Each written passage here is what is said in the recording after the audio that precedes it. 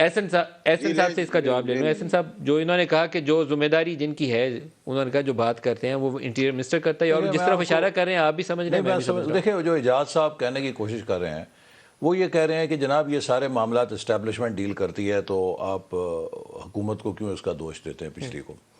دیکھیے، میں پھر یہ کہوں گا، میں بھی اس چیز کو بہت قریب سے دیکھتا رہا ہوں. جو معاملات اسٹیبلشمنٹ اگرچہ خود بھی کرتی ہے، ایٹ سم لیول وہ پرائم منسٹر سے اپروول ضرور لیتی ہے.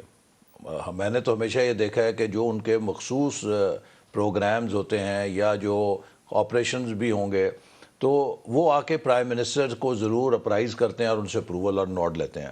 تو لہٰذا یہ مکمل طور پہ ذمہ داری ایبڈیکیٹ کر دینا کہ جی ہمیں تو پتہ نہیں تھا، تو یہ بھی مناسب نہیں ہے. جو پالیسی ڈیسیجن ہے، اگر پرائم منسٹر ان کو ادروائز گائیڈ کرے تو وہ کر سکتا ہے. لیکن میں یہ کہوں گا کہ آج بھی ہم نے اس کا جائزہ لیا ہے، اور پرائم منسٹر صاحب نے اس بات کا اعلان بھی کیا ہے کہ وہ فوری طور پہ نیشنل سیکیورٹی کمیٹی کی میٹنگ بھی بلا رہے ہیں، اور یہ تجویز بھی زیر غور آ جائی ہے کہ کیا اس کے اوپر ہمیں آل پارٹیز کانفرنس کرنی چاہیے. دیکھیے، کچھ چیزیں ایسی ہیں کہ جو سیاست سے بالاتر ہیں. پاکستان کا پیس، پاکستان کا اندر کس قسم کی ہم سیاست کریں گے، اس میں انتہا پسندی کو کیا گنجائش ہوگی، کیا پاکستان میں وائلنس کو کوئی گنجائش ہوگی، اس کے لیے زیرو ٹالرنس ہے.